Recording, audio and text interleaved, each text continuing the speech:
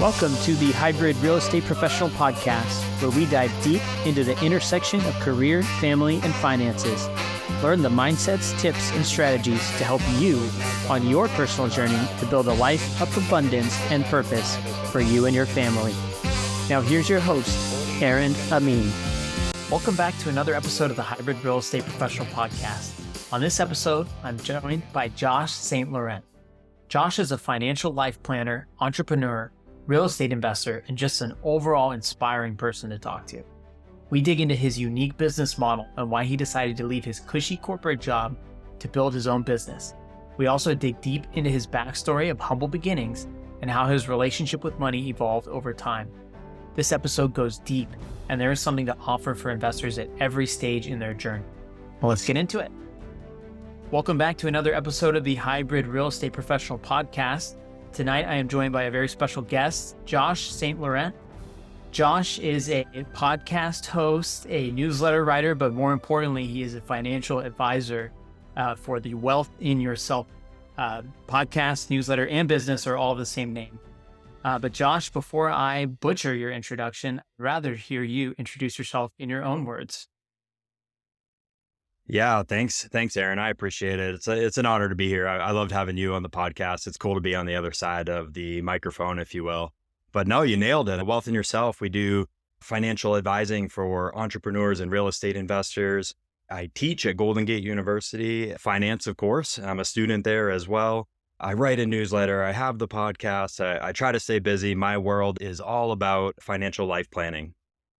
Awesome. Yeah, and Josh and I met in a somewhat common way these days, right? We met on LinkedIn. He messaged me, and I still am not 100%. I can't remember the context of how he found my profile, but I thought it was really cool because the way he reached out to me, he's just very friendly and wanted to ask a few questions about financial planning and if I worked with an advisor and what my experience was. And we struck up a conversation. And when I learned your approach to what you're doing and what you're building, I thought it was really amazing. And particularly for my audience, who's mostly real estate investors and people that are working full time and kind of building this long time horizon plan with investments and their W-2 incomes, I thought you should absolutely speak to this audience. Maybe we start with just what is the business model and what are you trying to build there at Wealth in Yourself? Yeah, I love the question. I think I will back up a little bit about the journey that led me there. So over the years, I was a real estate investor myself. I've always been in finance. I work for a large Fidelity Investments, basically like a large financial company for 10 years, specializing in all different areas of finance, right? Getting the certifications in the education, the CFP, and working with people in all 50 states, all different walks of life. And so it gave me a really good context, if you will, of the different angles people were coming at finance from, and some people who are getting ready to retire versus the people who are setting up their first 401k. So it was a great experience for 10 years. I ended in Silicon Valley working with people who are highly educated, making a lot of money, really complex financial situations, a lot of real estate investors doing big things on a grand scale. And what I came to find out was that business model that's focused on financial sales, right? Commission-based sales of financial products really didn't work for the people that I like to work with, and even for people like myself. And so it really led me down a path to Golden Gate University, where I'm doing my degree, to life planning and the human aspects of finance. And so that was really the origination of Wealth in Yourself. Was what I want to help people with their finances, but I don't want to sell anything. I'd like to do this in a flat fee way where it's transparent and I can say, hey, this is what the fee is. I don't have anything to sell you. I don't make any commissions. If someone, even another professional, comes to me and says, hey, let's set up this agreement. If you send me people, I'll send you this finder's fee. I reject those sort of proposals. I want to be as transparent as possible, because that builds trust, right? In my industry, there's a lot of bad actors. There's a lot of misinformation and misdirection. And so long story short, Wealth in Yourself was meant to be me doing financial planning at the absolute highest level that I could in a transparent, honest way that I could feel good about. That's fantastic. Yeah, I think, a lot of people are skeptical about engaging with financial advisors. First of all, not every financial advising business model is made the same. Some are fiduciary, some aren't, some possess licenses, others just call themselves financial advisors. There's regulations on some of those, there's not on others. And so I think for the uninitiated, it's easy to fall into a trap of maybe working with someone where you think that their incentive is to help you, but in fact, they're getting kicked back on the back end. And that skepticism makes it hard to really build trust. And I know in your industry, and particularly from what I understand, like you're looking to build long-term relationships. It's not okay, come in for a quick consult. I'm sure you might do that, but like the people you're really looking to help are people that you can architect a real, plan with. And you mentioned you're studying, what is it? Financial life planning. Is that right? Exactly. Yeah. So it's more intricate and more involved. And I think it's hard to plan your finances without understanding the arc that you want your life to go in. And I started coaching over the summer real estate investors. And what people don't realize when they enter into these coaching engagements is like a lot of what they think they're going to get is, let me teach you how to analyze deals and analyze markets. And we can absolutely do that. But what we end up organically talking about is like, what are their goals? What is it they want out of real estate? Like we spend a lot of time dissecting that. And it turns out most people don't have that answer readily available when they start investing. And so I think what you're doing is great because my understanding from my conversations with you is like you really help coach people on the like actual architecture of their plan in addition to the finances. And that holistic picture makes a big difference. There was something you explained to me when we talked that I wonder if you're willing to share this vision, but you were talking about kind of creating this like board of advisors environment where you had tax planning, tax preparation, financial counseling, even asset specific coaching. Did I get that right? Or is that kind of like what you're hoping to build towards? Yeah, absolutely. It is. That would be on the higher end, if you will, of what we are trying to offer.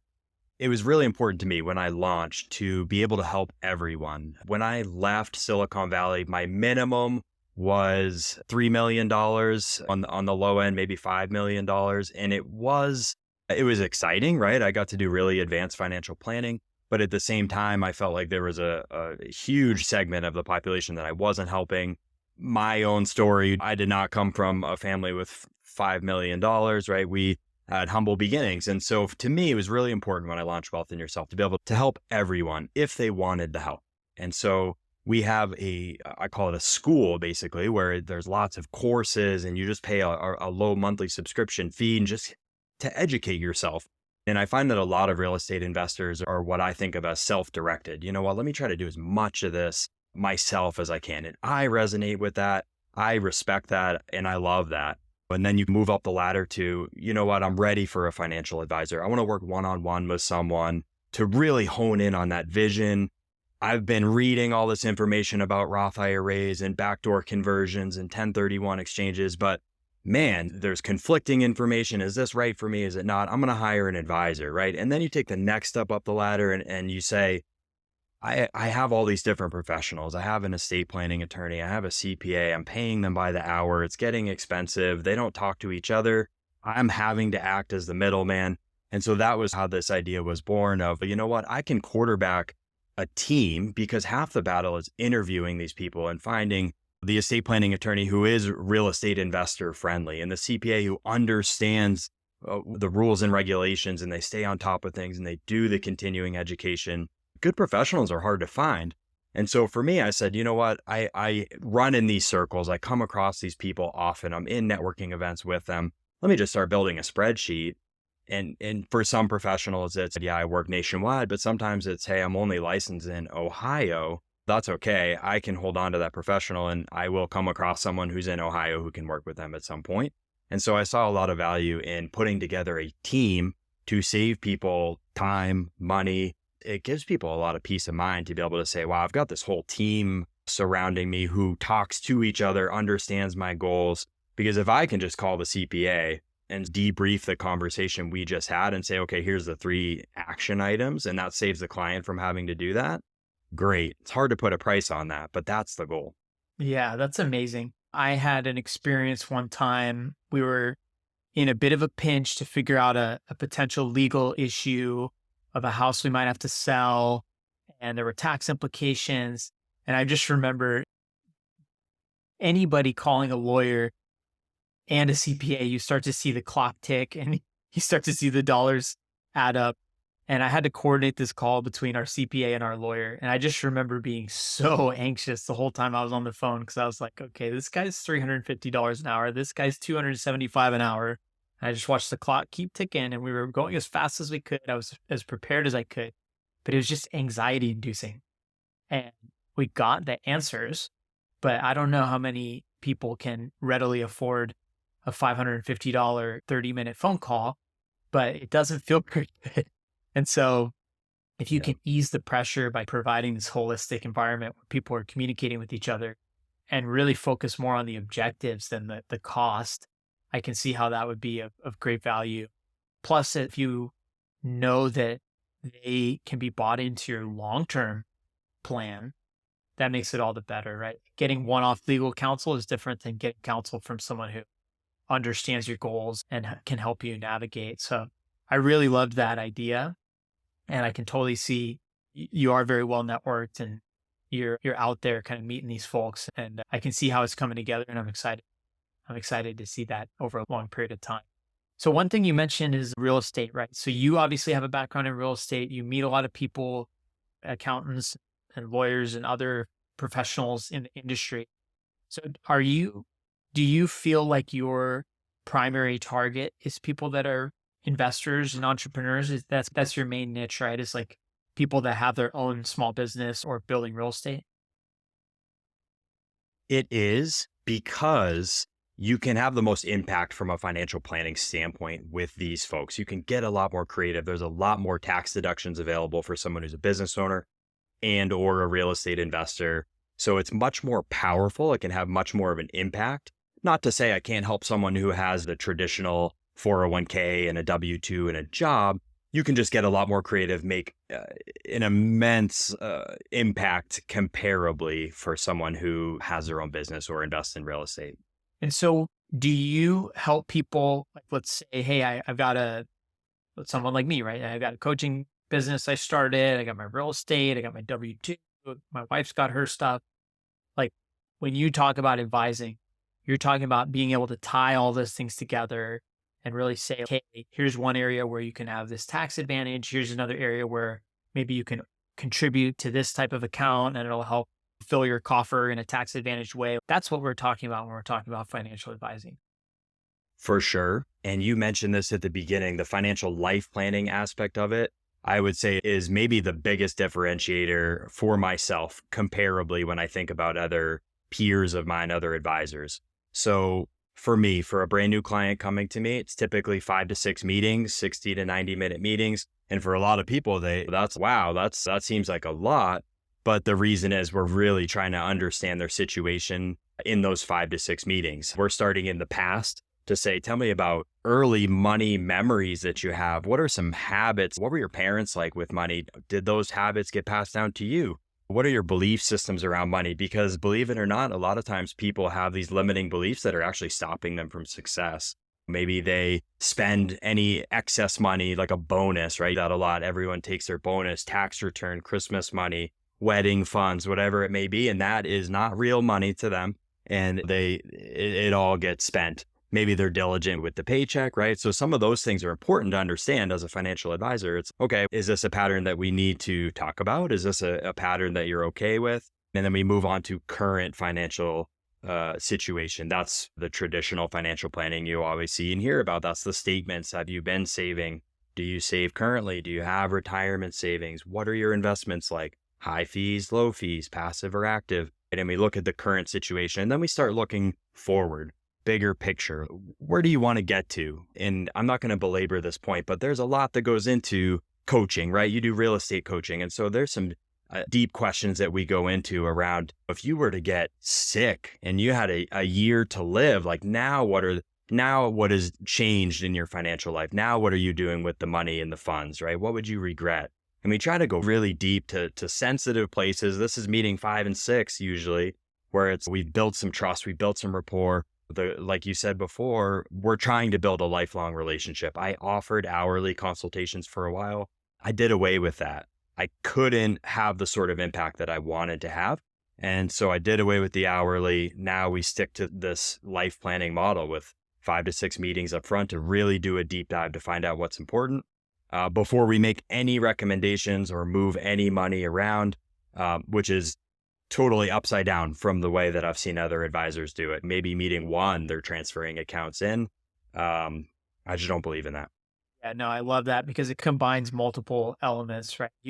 In a sense, there is coaching involved, right? That's not in the same way where you're just mirroring, or it's not straight ahead coaching, but you are bringing that approach in and getting to know the person and really getting them to reflect on themselves and understand their deepest goals. And the example you shared about if you're sick and you had 1 year to live, I think most people probably could stand to ask themselves that question and say, hey, would my priorities be the same as they are now if my time was more limited? And I think too that for entrepreneurs and real estate investors, oftentimes we all talk about pursuing financial freedom, but there's different layers to that too. There's emotional freedom. There's just the freedom of the heart, freedom of the mind. And oftentimes that's what we're really after. And it turns out that our relationship with money it's typically a means to achieve those things. But sometimes I feel like it's obscured and that we think it's all about the chase and not as much about the journey. And so I love that you incorporate that into your approach. So you had an amazing podcast episode on your podcast where you did this solo episode. And I can't remember exactly how long it was, but yeah, I think it was 40 something minutes long. And I listened to the whole thing and it was captivating, man. You have an amazing story, a really cool background. And I'm wondering if you could share in similar light, like what your relationship was with money growing up, because I think there's a really powerful story in your background and how you connect it to your why for what you're doing now. Yeah, absolutely. Happy to share. And I think it ties in. You just made some really good points too about people chasing financial freedom. And I try to weave my own story and experiences and what I'm learning in grad school as well about that. Because I think a lot of people think that, hey, I'm going to make $1 million or a couple $1 million, and I'm just going to sit on the beach.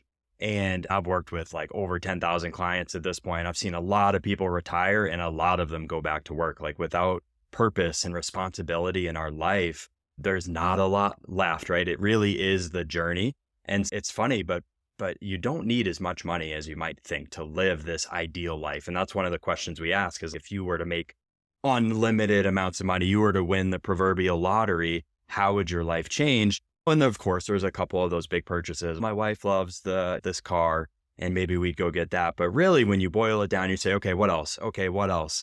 And you paint this picture. It's you could do that with 200K. So anyway, I digress. My story starts in New Hampshire, of all places, right? Humble beginnings. I don't know if we were above or below poverty line, right? I shared a story in my episode about wintertime in New Hampshire with no heat. We couldn't afford heat. We're sharing peanut butter and jelly sandwiches, right? Dire straits. And that was my first money memory. So when I became a financial therapist, we had to do this deep work on like financial traumas and early memories of money. And that was took me a long time, but that was the first one that came back to me. And then that story continued till I was mid-20s and working 2 jobs and grinding it out. And I had this blue collar upbringing and mentality of like, work hard, work more. That's how you get ahead. And I was paycheck to paycheck until my mid-20s. And I was just like, enough is enough. Like, I'm going to be stuck in this cycle forever if I don't figure it out. And I found mentorship. I just started reading like nonstop and continue to this day. Like education really is what I'm trying to say. Played a huge role. I got into real estate. I got my real estate license, did some showings. I got into life insurance sales, quickly realized door knocking and cold calling the phone book. I was like, you know what? Great, I have this life insurance knowledge, I have these licenses, but I really want to do something more holistic. Like I'm not really helping people with their money, I'm selling insurance. And so that led me down to the path to find Fidelity. It was like really like one of the only places to go in New Hampshire at the time. It took me 7 applications. I didn't have my degree at the time. I was working 2 jobs, paying for community college. And I'm like, man, I'm going to make this work. So finally, 7th application, I get the job. I showed up a week early for the interview. I still got the job somehow. It was a grind. And then even then, I still had that blue collar mentality. I was working 60-hour weeks, shadowing people as much as I could. And then over the next 10 years, really specialized in different departments, moved all over the country, really gained the knowledge. And I'm thankful for my time there. They paid for the rest of community college. They paid for my undergrad, my CFP, when I learned a ton. And that's really what got me out to Silicon Valley. So that's in a nutshell, long story short, that's like kind of my path. That's amazing. Yeah, that usually starts with a thirst for education. And then if you find a path that resonates with you, you follow it all the way up. And so what do you think was the turning point that made you say, oh, let me try real estate specifically? Yeah, I love that question. So right around that same time when I got the job at Fidelity and I was seeking out all this education, I found Bigger Pockets. I had Amanda Hahn on the podcast, like a legend to me, right? Like I've been listening to her for years and had her on the podcast. And in preparation, I was looking back through notes and things that I had, and I found notes from episode 1 of the Bigger Pockets podcast. They're on like 800 or something now. So I thought that was funny. I felt a little old, but that is what really got me in the game. And then I'm trying to think of a few different books, like Millionaire Mind comes to mind as like an early book that I read. Of course, Rich Dad, Poor Dad, books like that. And then I bought a condo maybe a year into that job to do a flip basically. And that's what really started the journey. I think I bought this thing for $130K or something back then. And blood, sweat, and tears. I'd work for 12 hours and then come home and study for CFP and then rip up carpet. It was like just this grind. But I made a small profit on it when I ended up moving. I think I made $15K on that first flip, but it was like encouraging. Like I made something and I did it myself. I did almost all the work myself and I learned a lot. I screwed up even more, but that was like how it all started. Yeah, now I'm standing in my first short-term rental basically. In a month, this will be an Airbnb. So I want to go even a little different direction here. So you came from, like you said, humble beginnings where you did have a bit of scarcity in the literal sense. You went all the way from that to a position of being willing to take risk. And so I wonder if you could share, what is your relationship with risk and how has that evolved as you went from your beginnings into being an investor? It's a good question. I've been thinking about this a lot lately, going through the struggles of entrepreneurship, right? Because when I left Silicon Valley, I was making more money than I ever anticipated making in my life. And I had the path in front of me at that company to maybe make double that. And it was dizzying thinking about it, but I wasn't fulfilled. And so I think to the messages of like Jordan Peterson and David Goggins, and just if you're not growing, you're dying. And struggle is life and the journey, as you say.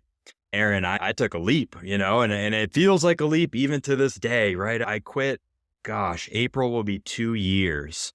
So I walked away from the most money that I had ever made to make zero because it was something that I believe in. And I knew I'm 33 now and we're going to be starting a family. And so I knew to set an example for my future kids, just to have my own integrity. Like my wife still tells me to this day, like, you were so unhappy. There was no way that was going to continue, right? It wasn't, even the money couldn't fix it. I didn't believe in what I was doing. And so that was the catalyst really for taking that level of risk. And man, I don't regret it. I'm not making what I was making then, even still. I'm sure that I'll catch up one day and I'll get back there. But again, it's really not about the money. My wife and I just went on a trip to Spain. I wouldn't have traded that for any amount of money. Like being able to live the life I want to live and have that time freedom, have a business that I believe in and be able to control the client outcomes. Like I'm going to cap my clients at 70 clients. In Silicon Valley, I had over 1,300. It was insulting to the clients. I couldn't help them in the way that they deserve to be helped. I had very limited time. I'd finish the day with 40 voicemails. It wasn't fulfilling. And so I took the leap to do something I believe in and to bet on myself. So 2 years ago, you said April 2021. Is that right? Yep. So what did it feel like in May 2021? Oh, like Mardi Gras. It was amazing. I took 6 months off to figure out the business, to do some soul searching, really put pen to paper, like real, like hippie stuff. I live out here in California. I'd go out on a hike and I'd sit in the woods and I would journal. And I was really like, I want to build something that I believe in and I want to make it uniquely mine. Because for a long time I searched and I said, you know what, maybe it'd be easier to just plug into an existing firm. And in hindsight, it absolutely would have been easier. It took me 7 months just to get approved in California as an RIA to do business. It was a battle. Every step of the way has been a battle with compliance and regulation and all the red tape that comes along with my industry, but it's all worth it in the end. Now, did you ever face waning motivation in your journey to work up until this point? So I would argue that right now you have a pretty amazing business and you've always had an amazing vision behind that business. But day one is day one. Every business has a day one. Slogging it out and grinding to get your client base is, I'm sure, not easy. So I'm just wondering if for those who are considering an entrepreneurial leap, was there a moment where maybe your motivation or your faith, faced friction that you kind of had to work through? Oh, every day. I mean, still every day. I'll just use the most recent example, coming back from Spain, trying to get back in the swing of things. Incredibly difficult. 1,000 personal emails, 1,000 work emails, over 100 messages on LinkedIn. I'm still digging myself out. And it's very different than it used to be at my old job. At my old job, I had never ending people who wanted to talk to me. Now, as an entrepreneur, I'm not Josh from this company. I'm just Josh. I need to convince people that, hey, I have this value. I have this knowledge. I would like to help you. And again, going back to the bad reputation in the industry, it's here's why I'm different. Here's the way that I charge. And so it's a lot of conversations. It's a lot of prospect meetings. And some days I don't want to do it. I'm coming back from Spain where you're just drinking wine outside in little cafes and hanging out in castles and stuff. Like getting back into the grind has been incredibly difficult. I find solace in routine and systems. And so I have on my desk over there a little piece of paper and I go to it every single morning and that's my morning routine. And it really helps me to like just stick to that. Part of that has recently been incorporated as like a motivational video. Like I just go to YouTube and I grab something. And if it doesn't resonate with me, I'll watch another one because like you use the word friction. Like I think the one I watched this morning talked all about how like entrepreneurship is friction. Like you got to expect the friction. You got to love the friction. You got to invite it in because if there is no friction, that's going to get boring too. I could point to my old job. There was no friction. I got to the point where I was like top in the country for years. And it was like, at first it was this thing that I celebrated and how exciting. And then after a while, it was like, what's next? Like, I'm not growing. Like, I'm not enjoying this. And boy, I bit off just as much as I can chew with this entrepreneurial journey and starting this business. Every day you learn something new. One day it's, man, I got to figure out SEO. And then it's, how do I make my newsletter better? And then it's, what about my website? But it just never ends. There's always things you can be doing to improve. But in a way, I love that. I embrace that challenge. Some days it's just absolutely exhausting. You're like, I can't look at this website any longer. Or you're falling asleep trying to take client notes. Like it's a lot. And right now I probably work more than I used to, but down the line, that won't be the case. You got to put the work in on the front end to reap the benefits on the back end. And I'm okay with that. And you own the equity. That's the difference. You work 80 hours working for a company. Yes. Like now you're working for yourself and you're building something for your family. And yes, your business revolves around you, right? It's not something you could necessarily sell off, at least not in its current iteration, but it sounds like you don't want to, right? You're building something that you believe in and that you're willing to commit to for the long term is congruent with your values and something that you feel, I'm sure that if you're capping at 70 clients, you're also being probably selective about who you work with, right? I imagine, actually, just came to my mind, right? Have you ever rejected a client? I have more than I ever used to. And even that feels really weird, especially when you're like, man, I really want to go match that income number that I used to have. But being able to stick to my values in my old job, I really couldn't turn away clients like now I have full autonomy. which has taken some getting used to because I do want to help everyone. But also at the same time, especially through networking, I've realized that sometimes you're just not the best person to help someone, right? Like I have met so many advisors with very niche clientele, and it's no, she's a widow. She helps widows. Go see her. Could I help you? Yes, but this person can actually help you more. So I've done a lot of that. Yeah, I'm trying to think of what else to add on to that. I have turned people away, but at the end of the day, like I think the most exciting part is choosing those 70 people, right? Like I envision, like I do this in the morning where I like visualize, yeah, I have a group of 70 badass, like entrepreneurial real estate investing, like bad motherfuckers. And those are my clients, you know what I mean? And that's so awesome. And I help them create this life plan. And look at them go, like they're cruising and they're achieving things they never would have been able to. And I'm there for when the inevitable life hurdles come, and I know them intimately and I can help them pivot to what is next and what is best. So that's exciting to me, like being able to build that. It doesn't feel good turning people away, but usually it's for the right reasons. Yeah, I mean, if you're turning someone away, it's likely because you have decided or made a determination based on your conversations that they're probably not the best fit for you. And if they're not, if you feel that way, then regardless of how much you might be able to help them, it's not going to be the right fit in the long run because you're not aligned. I think that's a mature approach, whereas a lot of advisors might just take anyone who shows up. And yeah, that is a differentiator. And I think relationship with an advisor is meant to be something long-term. It's meant to be with someone that you can connect with and that you feel understands you and you understand them. And that when they explain things to you, they do it in a way that relates to you. And that's not the case with every other person. You don't connect with every single person you meet.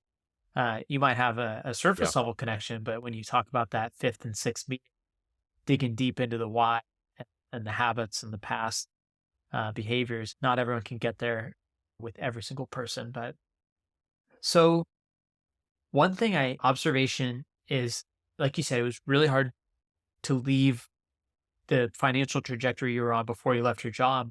But at the same time, it sounds like you felt at that point like you had enough. You were making enough, you had enough, that you felt confident to do that. And I think this concept of enough is really, really difficult for most people. I can say for myself, it really is. I never feel like I have enough. And that doesn't just apply to money. That applies to anything. And I oftentimes am ashamed to feel that way because I think you lose sight of what I was saying earlier, the journey, and you get caught in the chase. And I have to battle that on a daily basis. And so I wonder, was there something in your mind or maybe even in your upbringing and the way that you matured toward that moment that allowed you to feel that feeling of enough so that you had the resolve to take that action?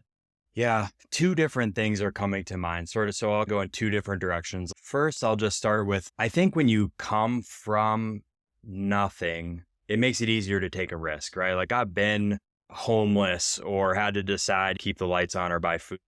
And so when you're in that position and you're like, man, I'm walking away from all this money, like for me to go back to, I can't keep the lights on, it would take a decade. It would take forever. And so I'm like, you know what? It's never going to be as bad as it was.